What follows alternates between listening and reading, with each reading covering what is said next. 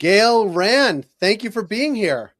Oh, it's an honor. I really appreciate you having me. A few weeks back, you and I met in Atlantic City, of all places, bonding over bagels. You were at our breakfast high atop the Hard Rock Hotel, view of the ocean, which is a lovely view and about the right distance from the ground floor in Atlantic City. But thank you for making time. Give us, before we even get into why you're talking to now today and all that, give us a little bit about your background and how you come to the cannabis industry. So give us a little bit of that background. Sure, sure. So I first started as an advocate for my son with epilepsy and autism and some other challenges. And I heard about cannabis for the rare type of epilepsy he has called Dosa syndrome in 2012, decided to advocate for a medical cannabis bill in Maryland and was successful in passing that, and then ended up joining a team that launched the first grow in Maryland, which was pretty exciting and pretty fun. Did that for 4 years before I went out on my own, launched Grand Consulting, and I do CFO advisory work for cannabis and hemp companies. And I've served 40 companies in 13 states. So it's been a really exciting journey. It is an exciting journey and a long one at that for you. Yeah. And why we're talking to you, why we're talking to you today, particular on this Tuesday. One, when we were chatting a couple weeks ago, you said you did this really interesting thing over the past couple of years where you track gross margins of publicly traded companies. That piqued my ears up. You said you had the next one coming up. That piqued my ears up more. You posted it this morning on your LinkedIn page. We had a link to it in our newsletter this morning and wanted to have you on now. I like to quote Michael Scott from The Office. Talk to me like I'm an 8-year-old about what gross margins are, and then we'll get it deeper into sort of what you find. Absolutely. I love that we were talking about gross margin and that totally excited you because I'm a nerd. Have the opposite effect. Okay. So gross margin is simply your revenue minus cost of goods sold. Your gross margin percentage takes that gross margin and divides it by revenue. So it's an important statistic in any business. It's really an interesting one, and we might get to this later in cannabis because of 280E and what you can put in COGS and what you can't put in COGS and what type of vertically integration you have. And so you track this. Give us a little bit of your methodology and then how long you've been doing this, and then we can get into sort of what you're finding now. So we've been doing it for 5 years. And it started because my husband, who worked for the Securities Exchange Commission at the time, suggested I do it. And gross margin is one of the few data points that you can kind of reasonably compare across companies. It's because it's a percentage. You can kind of assess small businesses against big businesses and understand the implications. And I wanted to do it not just because he suggested it, but also because I thought it was an interesting data point that I can use to work with my clients. Where does your gross margin sit compared to the average benchmark? Interestingly enough, my husband had done the first ever data analytics project on financial statements at the SEC to try to identify cases. So the fact that he suggested it, I was like, maybe he knows a little something about data. I should actually listen to him. And so you do this, you've been doing it for 5 years, and it's not every sort of publicly traded company that announces, but how do you choose which ones you're tracking, and is it always the same? Give us a little bit of that background. Great. Yes. So we do track it every quarter, and we have what we call our index. So right now we have 18 different companies that we track, and we do it based on revenue size. But the way we actually calculate gross margin is we only look at the top 15. And to be perfectly honest, we struggled with this. The reason why I decided to go down this path is because there's a lot of times that companies take these one-time quarterly hits, and the one-time adjustments that can sort of dramatically impact their gross margin. So by doing only the top 15 gross margin percentages on the analysis, it gets rid of a little bit of the outliers of what might be going on in that particular quarter. So we have had, several companies that have dropped off our index, MedMen, for example, and other companies. They dropped off a lot of indices. Yeah. Yes, they did. They did. And we have new ones coming in. So it's going to be interesting to watch it going forward, because I think there's going to be a lot of shifting as there's consolidation in the industry. And you talked about the impetus of this being working with your clients and really to benchmark where really any company is vis-a-vis the bigger ones, right? Or the ones that at least report their earnings and sort of you can do this calculation.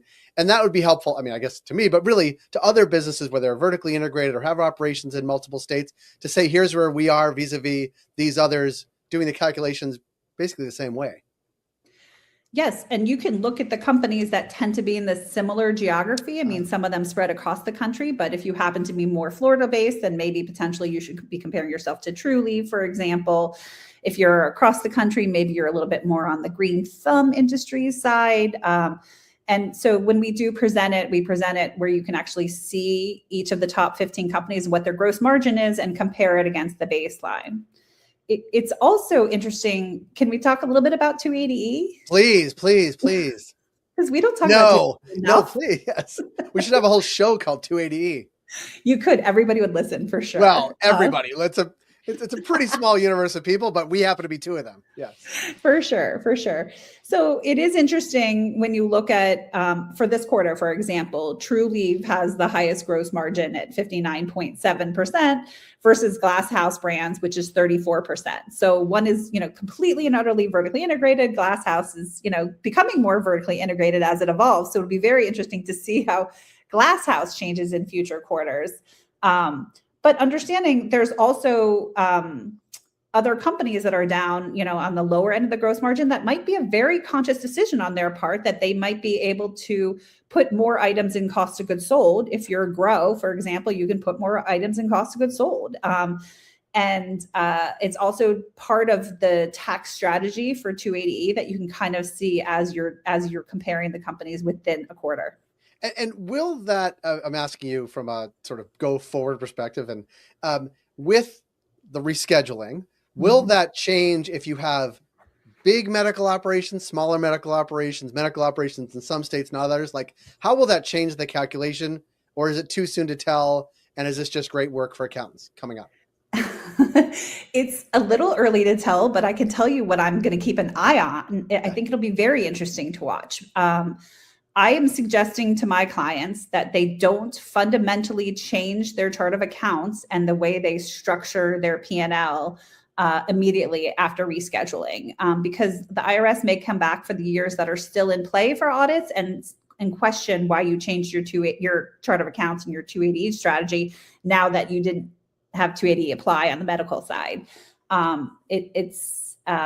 The reason you can deduct your cost of goods sold is because they are truly your cost of goods sold. So fundamentally changing your chart of accounts is not something that I advise. That being said, one of the largest impacts will be interstate commerce. And if that happens, and import export. So if we can get plant material imported from another country that's produced incredibly cheaply, will we see some of the companies on the index that have more processing and retail, will we see their cost of goods sold go down quite a bit? What will that mean for cultivation? Because now they're not just competing with people within their state, they're competing with people across the nation, maybe across the world. So it'll be very important to watch the gross margins and understand what's going on. Now people can start really looking at their P&L and managing their costs as best as possible. Yeah. So there is not that there hasn't been really interesting things to watch over the past 5 years they've been doing this. I'm not saying that, but going forward over the next several quarters and beyond, there may be big moves or maybe more things to watch to see how each company is implementing this in their own operations and what that actually means. Do I have that right? You've nailed it. Yes. And it'll be interesting to see if there's consolidation that also impacts these top 15. So maybe the top 15 aren't going to necessarily change so much. Maybe they are, but they might become much bigger. And then all of a sudden, if you can kind of manage your costs, your gross margin is spread over a much larger revenue, your gross margin percentage could go down over time. I do think it might take a little bit more than a couple quarters to watch it, but we are going to continue to trend it so that we kind of have an eye on the prize. Yeah, it is interesting, and I appreciate you making time today because you posted it. It's now, and it was in our newsletter. We posted back. We're doing this. You're coming back on Friday for our This Week in Cannabis live show with our friends at High Spirits and Cannabis Musings and my partner Jeremy. And so, what have you learned over the past 5 years? Like, has it changed dramatically from 5 years ago to now? And I guess even looking at the financials of these companies, have they become? I don't know if financials can become more thoughtful or more like a real company, but certainly some of those companies become a lot more real over the time horizon. I would say the biggest trend that we've seen recently, maybe the past, I don't know, 6 to 7 quarters, has been a decrease in gross margin. And I would mostly attribute that to the price pressure that we're all seeing. So there's definitely a little bit of a race for the bottom. Not at the fear of being a little bit dramatic, this quarter is the first quarter that we actually see a bump up in gross margin, which was weirdly exciting because we have been every quarter I post and I'm like, and gross margin's down and it's down. And this quarter is actually up. So it's interesting to think about what causes that. Now, we don't do a deep dive into the financials. So, and even if we wanted to, a lot of companies look at their numbers so differently. We don't have kind of consistent segment accounting across entities. It's pretty challenging to look at the numbers. That's by design, no? I mean, I'm not a genius, but that sounds like it's by design. It may be, although yes, I would think that's a fair comment. I think what will be interesting to bring back your last question, which is, will they start segmenting based on adult use and medical going forward? And I'm very interested to see that. I think we already saw Verano starting to have those conversations. Is that going to be the new trend? And then can we compare gross margin within a segment in a way that I think could be even more compelling? But I think if I was to guess, and it would just be a guess about why we're finally seeing a gross margin increase, could be a couple things. It could be that maybe we are starting to see the bottom of the price pressure. I'm optimistic, but I'm not going to stick my neck out too far on that one. But it is possible we are seeing a lot of distressed assets getting accumulated. A lot of people are leaving the industry. So maybe some of those are, impacting the numbers in a way. It's possible that with, hemp starting to ramp down a little bit, people are moving back into the regulated market. Again, that's just a guess. I'm not sure.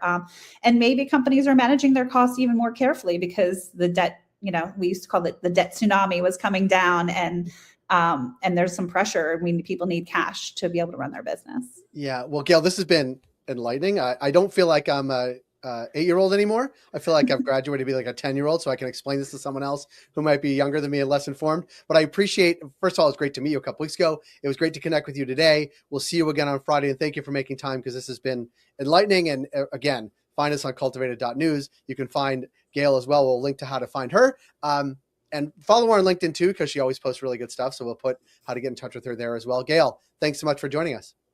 I feel like next time we talk, you're going to become a CPA. So you're right on the path. No, not a real chance of that, but I really appreciate that. That's so nice. I'll tell my folks, they'll be so happy. And if you're catching us today, which is Tuesday, tomorrow, we'll have Michael Birnbaum from Weed Jets talking about a partnership he has with Rohan Marley. Gail, thanks so much. We'll see you soon. Thank you, Jay. It was fun.